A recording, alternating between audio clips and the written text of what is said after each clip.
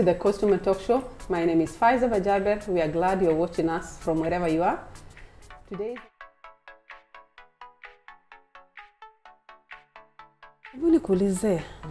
is there a time in whatever you are doing, the activism, ulipata issue ikakutouch, ikakufanya mpaka ukatoa machozi? I have several. Maybe mention one. Na ni kitu gani kilikufanya mpaka yani ukalia? I'll talk of this one case of this girl we rescued. She in 2018, she was the top scorer in Kilifi County. It's another initiative that pia sisi Smiles of Hope tuna champion. Kila mwaka tunatafuta wale wameperform vizuri kwa kila county. So there's no need uhamasisha watoto so many mpite, and then when they perform well you don't motivate. So we took it up to us, tunawatembelea home visit. We encourage them, we let them know that wewe ndio umeongoza Faiza Kilifi County, wewe ndio top. So we've been doing that for the last 2 years. Mwaka ndo hatukuenda, tuko 20 hii April before the pandemic, hatukuweza kuenda sababu wako nje. But this girl who scored so well, like now she's an orphan, and tulimpatia scholarship tofauti. Tulipojua pengine tutakuwa na uwezo wa Smiles of Hope kumfacilitate mpaka amalize high school, we opt for getting some scholarships tukamtumania. She didn't have any cent, so it was up to us tumtumanie kwa Saiba mahali yuko, tuongee na mtu wa Saiba a download aprintie like 5 scholarships tulimpatia. So big chance akapata na Equity. So ikafika wakati anafaa at Travel Alliance. Pesa anayo ni yake, ya mzazi hana. They give transport ya student, mzazi unajitafutia. Baba, she survived by a single mother, and the single mother, by then she was sick. Now alifariki, but by then alikuwa mgonjwa, sick in bed. So ananipigia simu, anataka nimpeleke, mamake ni mgonjwa, she was crying. That time nilikuwa Kaloleni, nimeenda kwa field. Analia kwa simu nimpeleke as she's crying. Please, you have to take me to school. Na unajua hiyo offer ya Equity Wings to Fly, na ni kama ni alliance, ukienda kama pale tarehe 8 tarehe 9 ukikosa hiyo opportunity unaweza pay poteza. So it is a golden opportunity, lazima uiangalie. So she cried. Mimi mahali at that time na mimi sina ya kuwa ni facilitate niende mpaka huko na nirudi, na yeye lazima aende, na amenipatia span of 1 day, leo na kesho ndo anaenda. So hivyo sasa ameniambia and you have to book like now, and you know there is rush. So I maneuvered, nikapata transport, tukampeleka. She was admitted. Niliacha bado anaendelea na hiyo process. I had to come back. Kwa sababu hata niliaga ghafla, hawakujua hata nitaenda ama nimeenda ama itakuwa vipi. I had kuaga my husband kwa mimi inabidi niende leo. Na I'm asking for permission, na ni kama ndio ni book na ndio lazima niondoke. So you took her? So I took her, na that night haikubidi nilale, nilibidi niende huko kama ni half day. Tulifika hapo around tulifika usiku midnight. Sababu gari iliharibika kwa njia, Sultan Hamud iliharibika, so tukafika late around 11. Tukaenda kwa rafiki yangu tukalala. Asubuhi tukarauka 8 tukakuwa shule, akaanza hiyo admission process yake. Kufika mahali 2ish stima zilienda na alikuwa bado hajamaliza. So nikamhand over kwa one of the subordinate staff. Hapa niangalie msichana wangu, I have to go back Mombasa. Nikarudi mbio mpaka hapo kwa bus stop ya za shuttle za kuja Mombasa, nikabodi hapo shuttle. It was around 4 jioni. Nafika kwangu ni midnight around 1. Nika kick off tena, nikalala, and then I went on with my own duties. So but lakini you followed it up? I followed, yeah. Nika follow up, iko sawa. So after 1 year, 2 years sasa, she called me. After 2 years? After 2 years. Yuko shule, yuko informed to sayo. Say informed to you? Say informed 3. Oh, this year, but this year si. Last year ndo alinipigia. This year lazima utarepeat, si ndio? Yeah, next year repeat form 3. So last year akanipigia, akaniambia you know what? Akaniambia tumefika nyumbani vizuri, tumefika nyumbani vizuri. That was last year. I got easy marks. But kuna kitu inaniumiza. What is it? So sasa nimembring close like she's my younger sister. Na mimi ananiita kama dada mkubwa. But she has a lot of respect for me. So ndo kananiambia mimi huwa sengine ninalia. I was like, what? Kwa nini? Naambia mimi wanashindwa kwa nini wenzangu shuleni wakija kutembelewa sio ni mtu. Nikanyamaza. Nikasikia baridi. Nikashindwa kujibu. Kwa nini mimi wa shuleni sitembelewi? And wenzangu wanatembelewa. I feel bad. Sometimes kwa shule, kwa class nafikiria kwani dunia, kwa nini mimi niwe hivi? And you know Alliance, watoto pale nasikia wakikuja kutembelewa, wengine wanakuja na outside catering. Tent na chakula kwa shaving dishes, mtoto ni mmoja, watu wamekuja ni 4 na chakula inaserviwa as in buffet. They have that capability. Mimi sitaki hata mtu aje tena chapati. I just need nione yes you're here. Anasema. Sitaki hata mtu anilete chochote. Nataka uje mikono mitupu but nione niko na mtu. So I felt that thing. So I was like, okay God. Where do I start from? So I told her nilisikia. So nilisikia uchungu, iliniuma. Nikijiuliza kwa nini I'll have kuuliza. Maybe kwa nini sikuuliza mimi before. Are you okay? Ama what happens wakati wa visiting day? What happens wakati wa curriculum, whatever clinic? Kwa nini mimi sikumuuliza paka yeye ananiambia? It means kuna mahali nimelegea. So I felt bad. Kuongea na Yesu kulia kutoka machozi but nilisikia iliniuma. Nauliza kwa nini wengine wakitembelewa mimi sioni mtu, because hapo huwa it's a different story. Washule paka nasikia wa deputy president hapo ndo wanasoma.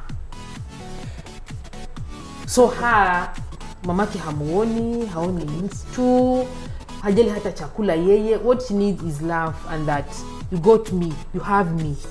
Yani kuna mtu ambaye ninaweza hata kama sitamwita mama alinizaa but nina mtu pia mimi naweza sema, naweza jivunia ama naweza ona pia mimi amenishika.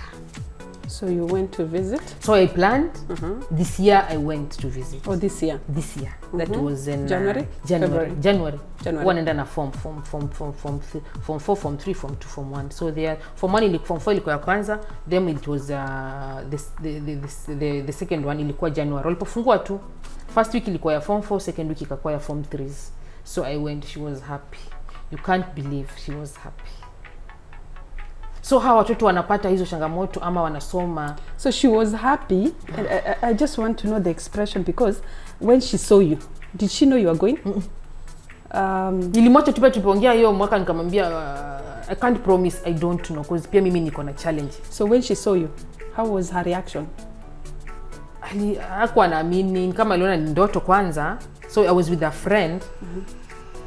So tulipata tu kwa dormit, ni kama tu amesha despair, anasema mimi as normal, there's no one who comes. So nisijisumbue. Kwa hivyo alipokutokea akakuja sasa, akakuona, akatuhug, akanishika kwa kifua, afa akaniachilia, akaniangalia, akashake mkono.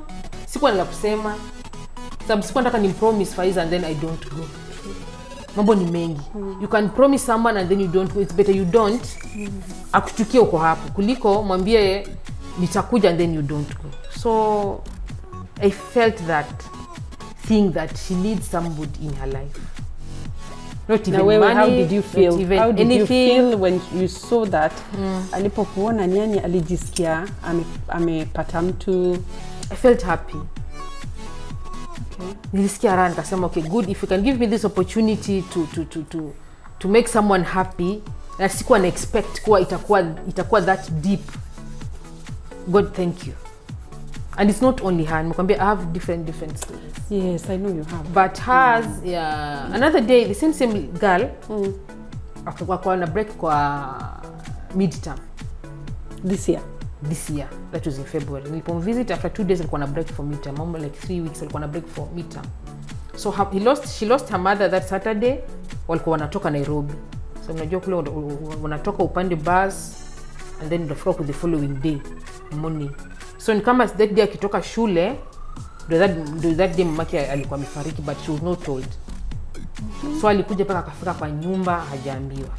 So around 9 ananipigia, but it is her routine always. Akifunga lazima niambie, na akifungua lazima niambie mimi I'm traveling to school, na akifunga niambie mimi nimefika home.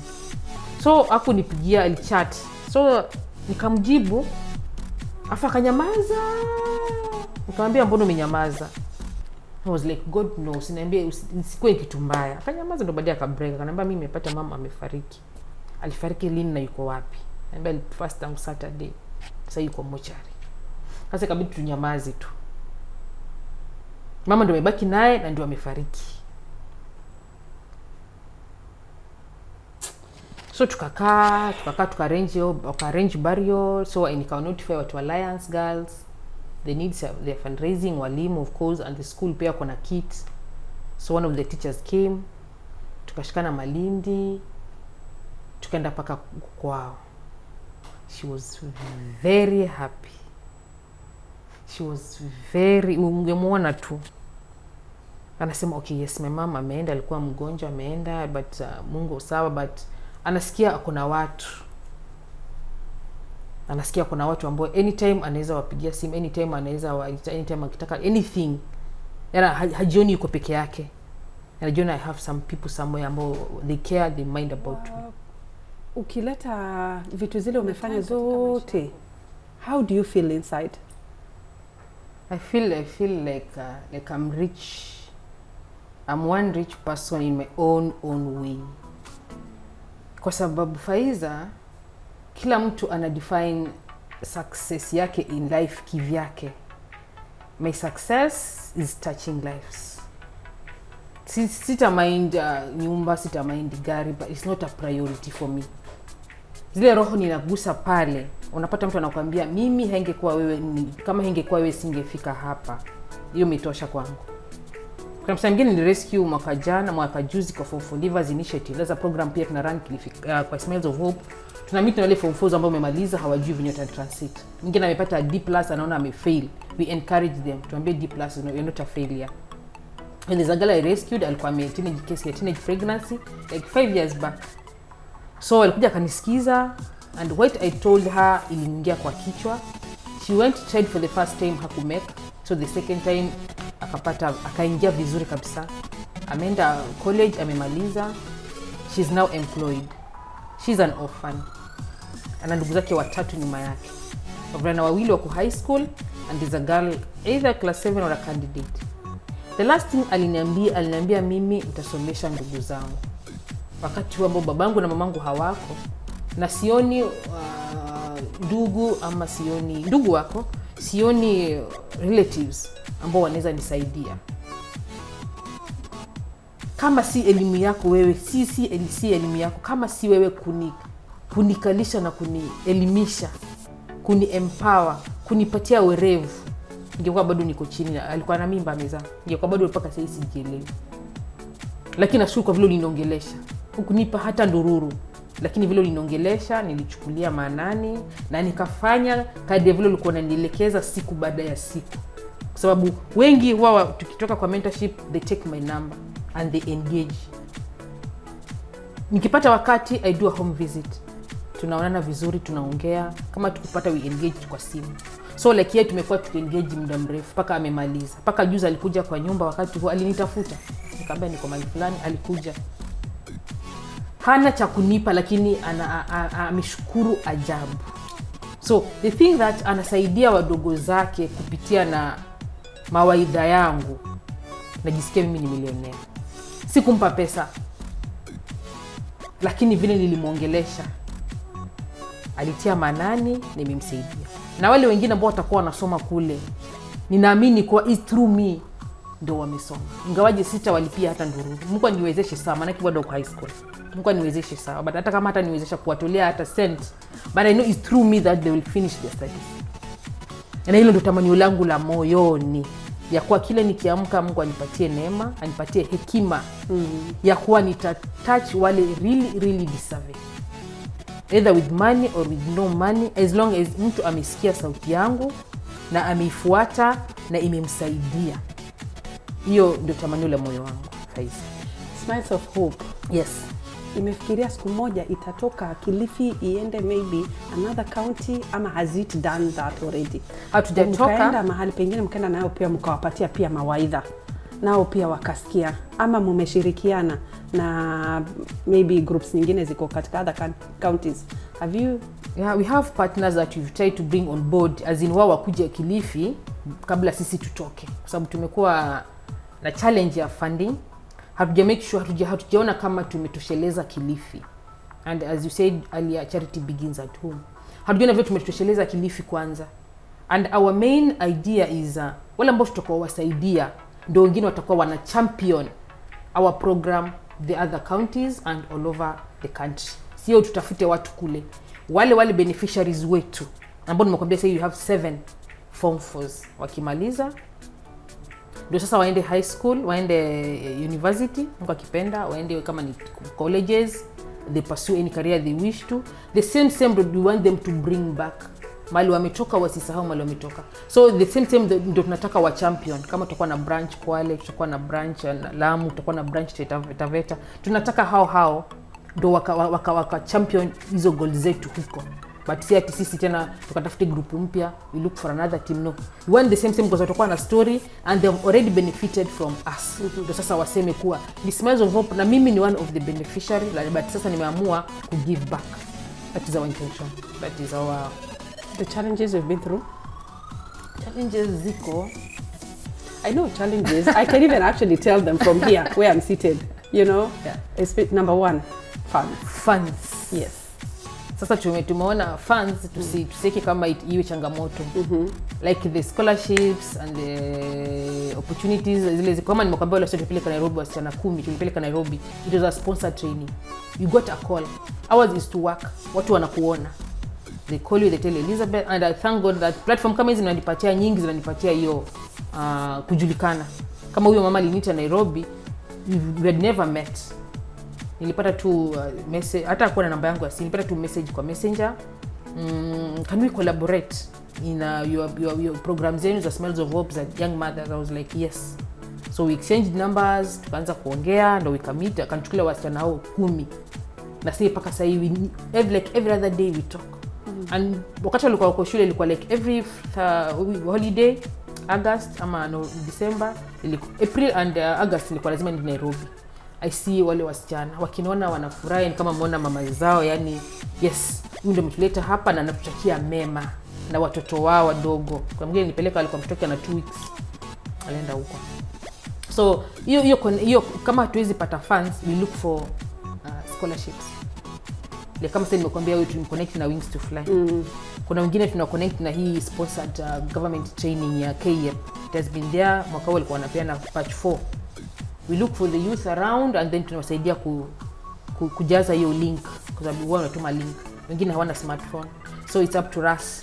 Tunawaita ama we ask them maswali kwa simu, text message, they answer, and then it's up to us sasa tunajaza kwa simu ama laptop, and then the confirmation message inaenda kwa simu yake, kwa sababu atauliza namba ya huyo applicant, inaenda kwake. Akipata message unajua okay, application yake imepokelewa.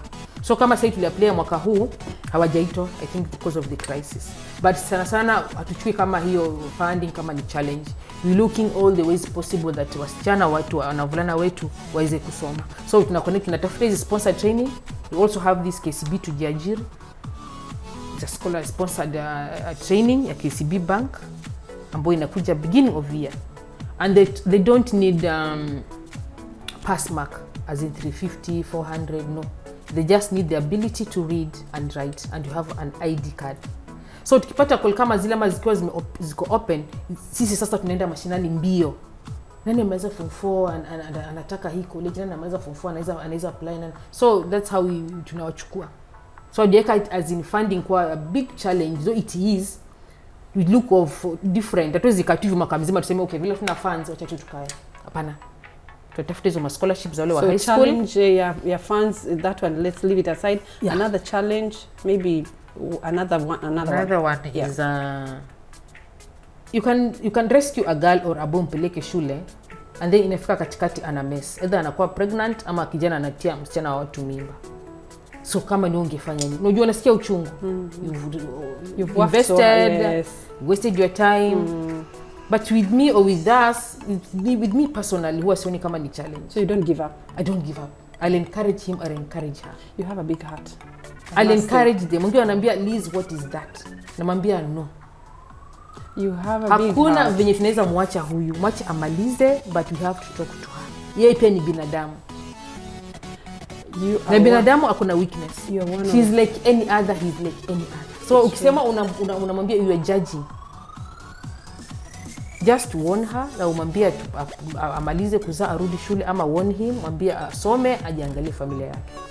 But ukisema scholarship ama ni sponsorship unakata, you've wasted yourself more than him vile amejiwaste. Kwa sababu wewe sasa you can imagine from form 1 and then unajiwaste form 3.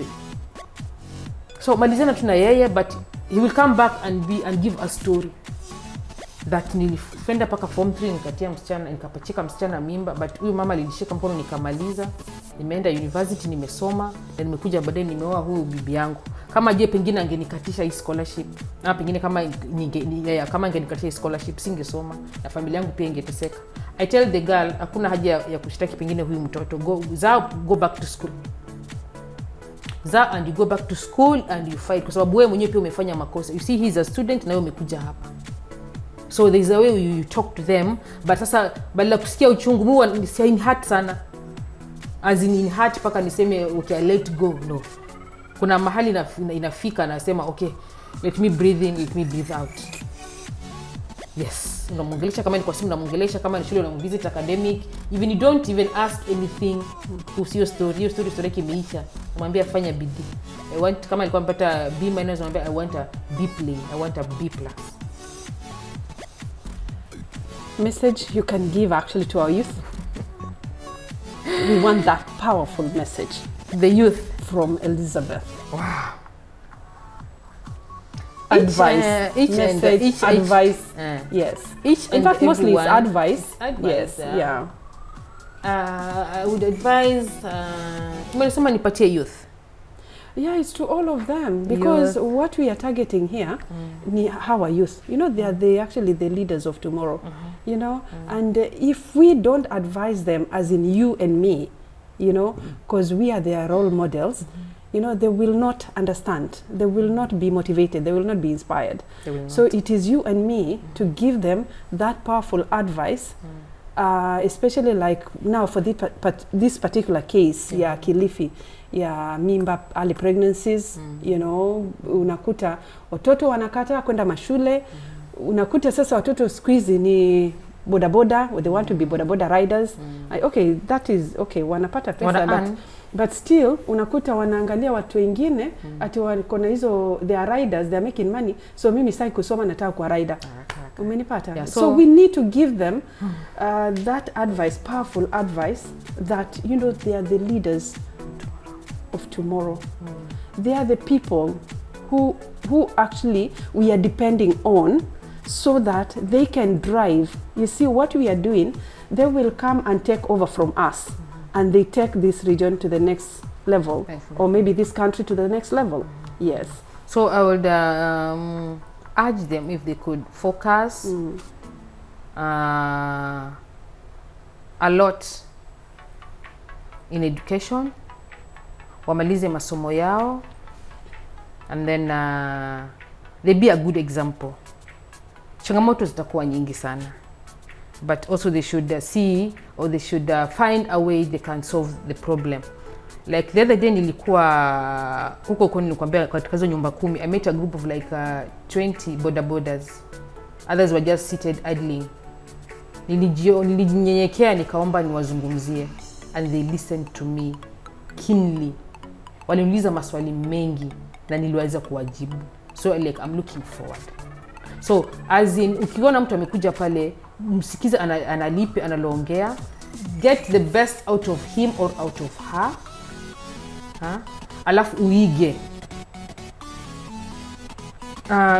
Plan to leave a great impact kwa society. waseme yule rogo o yule bodaboda bajaji si mbaya, but usiweke jina mbaya kwa community. Ni wakati utakuwa unakuja utakuwa pale, but if you focus, you say I'll be here for like 6 months, for like 1 year, I'm investing kwa bodaboda, but I'll go back to school. Ndio aliniuliza mimi nimeoa, ukiniambia nirudi college, bibi yangu atakula nini? So before he even answered, one of the volunteers from an undergraduate akamwambia you can do it part time. That idea that bodaboda hakuwa nayo, that anaweza enda college part time na still akafanya bodaboda, within a span of 1 year amepata skills na ameajiriwa. Kwa sababu walisema we want kazi, nikamwambia siwezi wapatia kazi kama mna skills, sitaki kuwadanganya. So if you are married, tutafanyaje kazi na tulishe family? So he got an answer from wale vijana ambao niko nao, nimekwambia undergraduate. Akamwambia you can do it part time. First, after opportunity uende college, let them know that you have a wife and a kid. Get some hours in the morning, midday or jioni. Within a span, si muda mrefu, 6 months wale utakuwa umemaliza, utakuwa uko skilled na utasimamia familia yako. So it's just a matter of focusing and you have a positive peer pressure. Peer pressure pia inapoteza vijana wetu. And there are two kinds of peer pressure. Kuna positive na kuna negative. If only they can take the positive part of your urafiki wao, wata prosper. And the leaders that you're looking forward to have tomorrow, and they should be ready. They should be ready and they should give their best. That's all I can say. Okay, thank you so much, Liz, for coming. It was a great moment for me. And I believe whoever is watching us, you know, has learned a lot from us, especially you. You know, when I look for heroes, I think you're one of the heroes. You're one of the heroines here. Faiza, you are one of the heroes because, okay, I know like on this show, we have not actually spoken much because of the time factor, but what you have done, oh my goodness, you motivate me always, you inspire me always. You know, maybe some people look at me like maybe I'm an inspiration to them, but you inspire me. Thank you. Yes, you inspire me because you have done a lot, especially for the young girls. Yes, taking them to school is not actually an easy thing. An easy task. Yes, it's not an easy thing. Yes, and you know, talking to them, it needs a big heart. A big heart. Yes. That is the word. Patience. Patience. Yes. You know, some of God. Yes, some of us are not patient. And we need most of the support we get from you, Faiza. Calling me a hero, that's a big word. Yeah, you're a hero. And I don't take it for granted. And it inspires me to do even more. So you're not doing something that you can take for granted to say, okay, I'm doing it just for the sake. No. You're doing so much for us who are in the field, machinery there especially. You're doing quite a lot. There's one thing I've been told here several times that I say that kuna kitu turudi nyuma. Like there's one thing I forgot to ask you.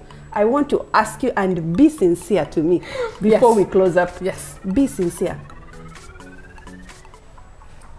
If today you're given a chance, today you're given a chance, you know, somebody tells you, or maybe a group of people come and ask you that we want you to be our MP or our MCA or our governor, are you going to take up the job? That's a privilege. That's a privilege. I don't think it's taking me out of my passion. I'll still give back, though I'm not ready at the moment. There's but nobody, always a privilege. But I'm not ready. Ask everybody, nobody is ready for anything. But if that opportunity comes your way, no. I don't want to be a politician. I would rather be a leader, but not a politician. Why not a politician? Because we all actually, like all of us, you know, think that maybe being a politician, you have, you know, you have these opportunities, you have this, you have that, you have money, you have, you know, all those kind of things. You get me? Yes. Uko na ile recognition, you know, tunapenda ile sifa, you know, when you're seen, you know, like, hey, MP Faiza amepita. Ama gari ya MP Faiza ndio hiyo. Yes. No, I don't look for that. Ama Faiza, the women rep. of Mombasa County. You know, that is what everybody wanataka recognition everywhere, all the time. So, and all of us go for that. But Mimi, my advice to you, please. Okay, you never know. If you want, maybe you feel that maybe you can get to the people through politics, well and good. But I think if you take up that job, and I'm not saying you don't take it up, if you feel it is okay for you, please go ahead. But I believe that if you do that, imagine your dream, your drive will be diverted. Exactly. And these kids need us. Exactly. Elizabeth, That is my big fear. These youth need you and me. That is my biggest fear. Yes. I'd rather be a leader in my own way, where I am, rather than be an icon and then I lose my passion. True. Just lose the direction, katikati, no. Wacha tu nikuwe leader Faiza kivyangu mahali niko mimi mwenyewe. Na watu ambao mnanitambua kama nyinyi. Na nakuombea hata ukiwa MP, najua usiniombee. Usiniombee kwa sababu sitaki. Niombee niweze kugusa roho nyingi pale. Yeah, that is what actually. Na hiyo passion yangu iweze kugrow na we have these people, our beneficiaries coming and giving back. Mimi leo niko, kesho siko. It's true. I need someone to leave my legacy pia. Awa tafuatiliza anasema mimi nafuata miguu ya Elizabeth. That's what I'm looking forward to. So let me impact the society well, positively, as many as I can, so that wataendeleza hii gurudumu ya kusema jinangu itabaki tusema kuna okay, Liza alikuwa alitufanyia hivi na sisi bado tunaendeleza kazi yake mpaka tuimalize. Wakati nitapokuwa pengine nimelala ama siko, nikuwe na watu wamechukua passion yangu. Asante. Si kutaka kujulikana, si kutaka kuonekana, lakini wamebeba passion ya kuwa watoto wa impact positively kwa society. Kwa wale wasiojiweza especially. Asante. Yes. And that's what we need anyway. Yeah. Thank you so much. I appreciate. Yeah, thank you so much. We'll have actually more sessions. Yes. Even if not here, but outside there. Yes. To actually empower our people. Thank you so much for it. Yes. I've learned a lot from this program. This is a program, this is a subject I really wanted actually to have listened to, especially about the pregnancies. It is heartache. It is actually, it really takes us back. You know, when you hear of these problems, when you hear of these issues happening, you know, just at the front of your nose, you just feel, no, this is not us. We need to come together, be your sister's keeper, be your brother's keeper, so that we can end these early pregnancies, we can end all what is actually bringing us down. Personally, wacha niseme watoto ni baraka. Ni baraka kubwa, na si ati kwamba tunakataa watoto kwa sababu tukitaja issue ya early pregnancies, but kuna wakati maalum wa kupata watoto. Sio kupata watoto ukiwa katika miaka midogo ambayo haujamaliza ndoto yako, haujakamilisha ndoto yako, haujamaliza masomo yako. Kwa hivyo tafadhali tuwe makini kwa yale tunafanya, wazazi tuwe makini kuangalia watoto, jamii iwe makini pia kuangalia. Sio kuwatumia watoto kwa sababu ya hisia zako mwenyewe na unataka kumaliza matamanio yako mwenyewe, ujue kwamba unavunja nyumba ya mwenzako, na ukivunja nyumba ya mwenzako na yako pia itavunjika. Kwa hivyo tafadhalini tuwe na moyo wa kuweza kukaribisha wenzetu kwa moyo mikunjufu, kwa mioyo mikunjufu. Nikiendelea kuzungumza tutaendelea kuzungumza kwa muda mrefu, na saa hii vile naona naashiriwa kwamba wakati umeisha. Nimefurahi. I'm so happy actually you've been there watching us, and we hope we'll be with you next time. God bless you and stay safe.